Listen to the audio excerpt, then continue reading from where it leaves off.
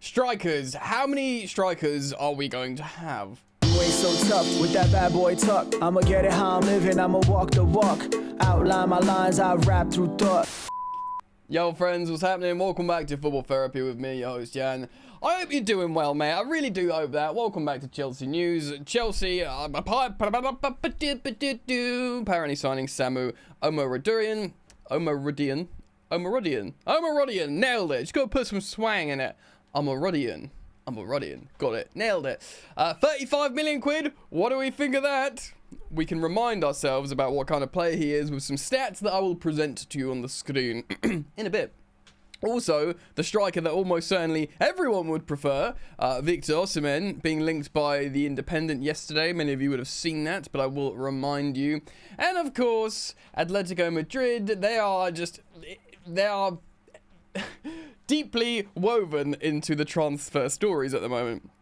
Gallagher going for 40 million euros. Samu probably coming to us for the same amount of money.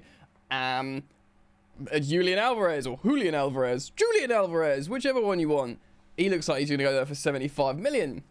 So, the dominoes are falling, ladies and gentlemen. We're going to speak about it today here on the channel, here on this video. So, as always, I'll thank you for joining me. Love and cuddles to you, dear viewer. Thank you for liking, thank you for subscribing. Hit the bell if you choose to subscribe, and let's get into it. Alright, mate. So, Conor Gallagher, done to death. Does look like he's going travelling today, Tuesday, to have his medical at Atletico. He said yes to them. He's already confirmed he'll go. Maybe it got ugly behind the scenes. It didn't necessarily get too ugly in the mainstream media. Some Chelsea fans are very upset. Some Chelsea fans who are not necessarily Conor Gallagher fans are happy. And maybe some a little bit more philosophical about it. I probably put myself there. If you want my detailed thoughts on Conor Gallagher, maybe watch my previous upload. I think he's a great lad. I think he's a great professional. I would have been happy for him to stay. But, in terms of, like, the project, a new style of football, maybe he doesn't fit it as well. But I'm not suggesting he can't, he's not capable. I don't know, man. I just think it's okay. I mean, look, we're getting the same money for him as we would be spending on Samu Omorodion. Nailed it. Which you might be thinking, what? Conor Gallagher's this, proven Premier League level player, and we're buying like this potential striker who's not necessarily done much. True, and of course, here comes those dirty words, pure profit. So, Samu, you'd amortize 35 million across 5 years. Gallagher, you slam dunk 35 or 37, whatever it is, straight into this year's books. So that is appealing to them. And there will be an idea that, Chelsea have got loads of midfielders that they feel like are better suited, and they've just signed Dewsbury Hall, etc. Fabrizio Romano tweets this: understand Gallagher's prepared to travel to Madrid on Tuesday to complete his move to Atletico. Green light expected soon as Samu Omorodion to Chelsea, and of course Julian Alvarez to Atletico deals will be verbally agreed. Well, I'm not going to talk about Conor Gallagher anymore. We've got midfielders. Lavia looks good, and Dewsbury Hall will be important, and you do have other expensive guys in there as well. You know what I mean? But I'm going to show you the Samu stats in just a bit. But Chelsea are looking like we're going to buy a striker.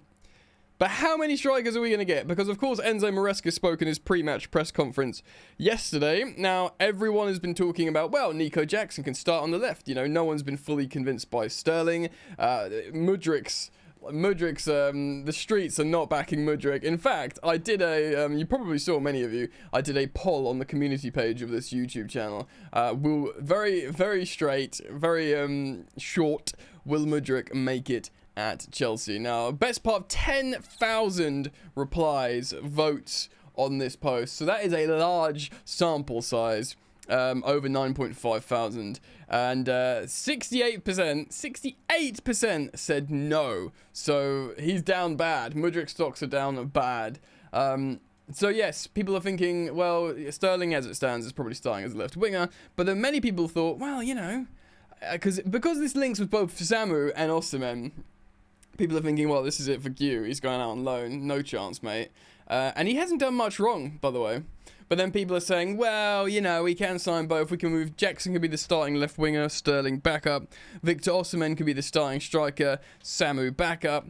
And then I guess, I mean, Chelsea have had 3 strikers before. I think there's a couple of seasons, like a decade ago, we had like 4 centre forwards. You know, players that could also play out wide a little bit. But Chelsea, like great Chelsea teams before, have had 3 centre forwards. But Maresca has confirmed, Enzo Maresca, and we are in Europe again, so there's extra games, and there's Club World Cup. So I guess if there was ever a season where you need cover, you could be like, this is the season.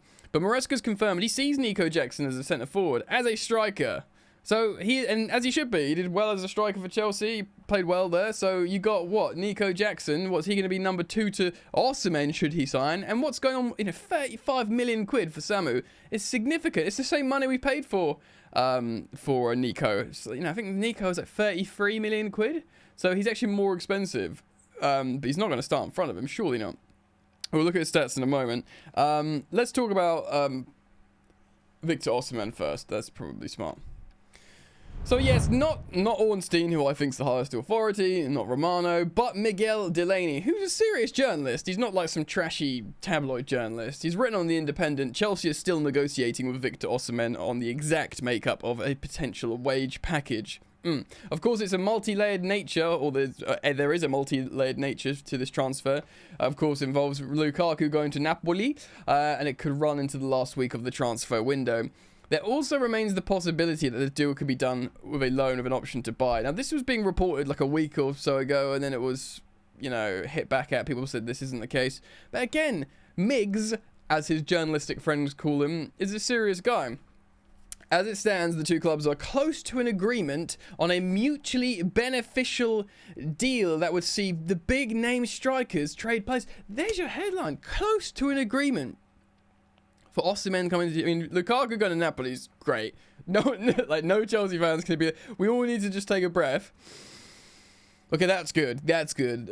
So Lukaku to Napoli, back with Daddy, great. But a deal is close to agreement. That's pretty wild. That's a big statement from Delaney. Napoli can't afford Osimhen's huge wages. Can we? Which were partially agreed as part of his new deal to structure a higher fee this summer. Have some more money, basically. Chelsea are one of the few clubs this summer who are willing to spend on a prime number 9, who also has commercial appeal. So that's why we're so keen to move for Osimhen. That's huge, guys. That's huge. So, Clear Lake Capital, Todd Bowley, the ownership of Chelsea have been taking a lot of flack from Chelsea fans, very upset. Why are we buying, cheap players of potential? This isn't Chelsea. This is small time mentality. This is mid-table mediocrity. This isn't Chelsea. And I've seen it everywhere. I've seen it here on the comments. I've seen it on social media. I've seen it commented on my social media. For example, I was praising the signing of Gu. I think it's excellent. I think it's just magnificent business, whatever happens.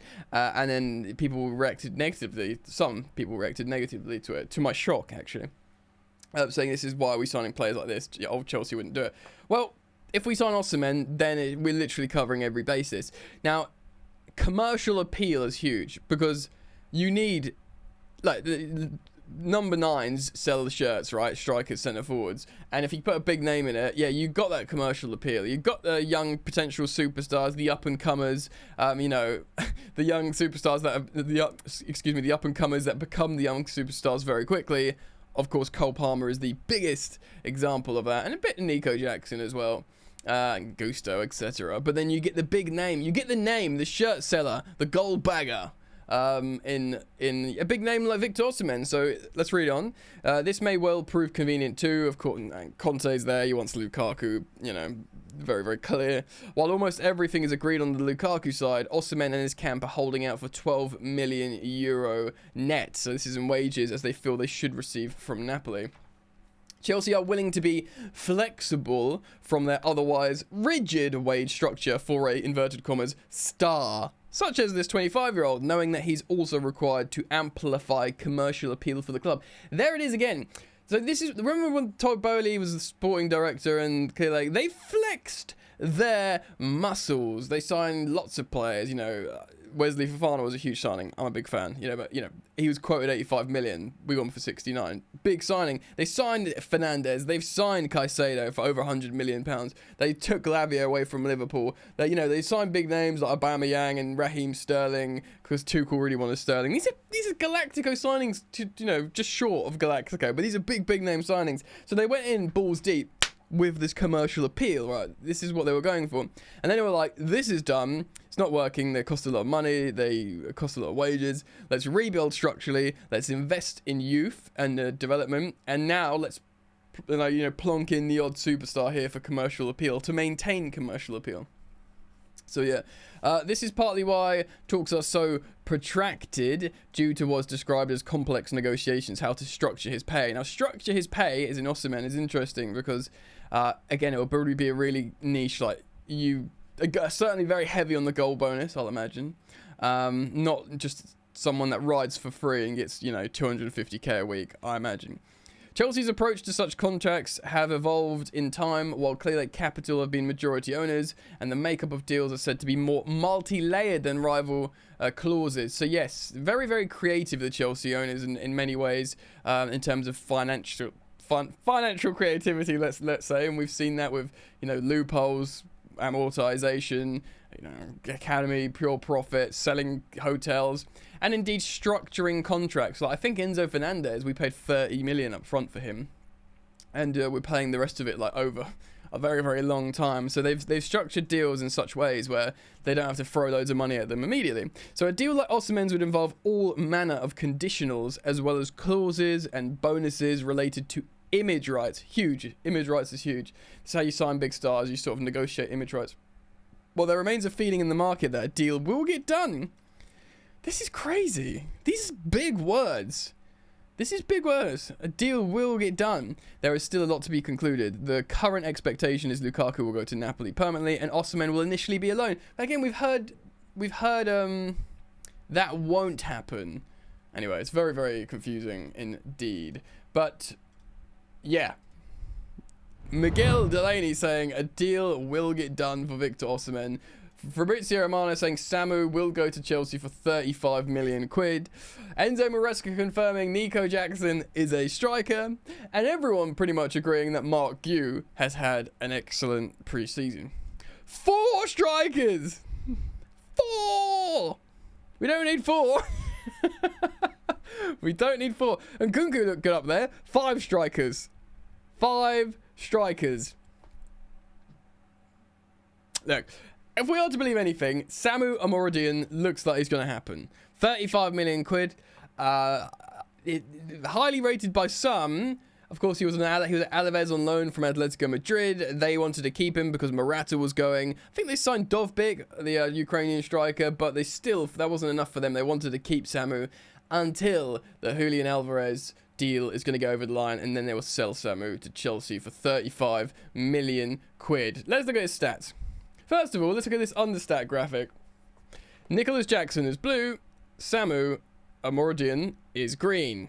As you can see, Jackson's better in pretty much every metric. Similar on XG per 90. Shots per 90 is the only thing that Samu beats Nico Jackson for. Now, he's 20 years old, I believe. Samu. So he's younger than Nico, and he is kind of a similar profile to John Duran. We'll look at his understats. One second. His understat metrics here. So yeah, as you can see, he's a Spanish Samu. He's 20 years old, so he's young. He's 193 centimeters tall. He's a tall guy. He's right-footed. And as you can see, I quite like his heat map here. He's not. I thought he was a little bit more of a penalty box striker, but he's not. Look at the 2 strongest pockets on both of those inside number 10 positions. That's where he occupies most of the time. He does get into the box though. Interesting. I wonder if he kept him in the box more, if he'd score more. And I asked the question because look at his performance spider charts. Not great at passing. Look at his passing. Not good. So that's not very, Maresca passy. Maybe he's a plan B type of striker. He scored 8 goals, of course, in the league last season. Got an assist as well. So, not an amazing return for 34 appearances, but his shooting metrics there is really, really strong. His aerials is really, really strong, which is what a lot of the time you want from a centre forward. And his carries are surprisingly strong. Doesn't assist, passes and recoveries, not so good. Let's look at stats and trend. Let's look at a few more stats here. So, yeah, look, I mean, direct goal involvement 0.42 per 90, not awful, to be honest. And goals per 90 0.37, so more than one every 3 games. Again, not super strong. He does take 3 shots per game, which is pretty strong. I just want to have a look at his advanced stats here quickly as well. Here we go. So yeah, he's a target man. That's what he's been called here. So he's not a floaty in between the lines, which you could say Nkunku is. Definitely Nico Jackson's very mobile. And Osimhen's got really good movement as well. So maybe Samu would be a plan B kind of guy. In terms of his shooting, look, to be fair to him, yeah, look on the left-hand side here, shooting metrics. He's in the 98th percentile for both non-penalty XG and expected goals. Or it's the same because he doesn't take penalties.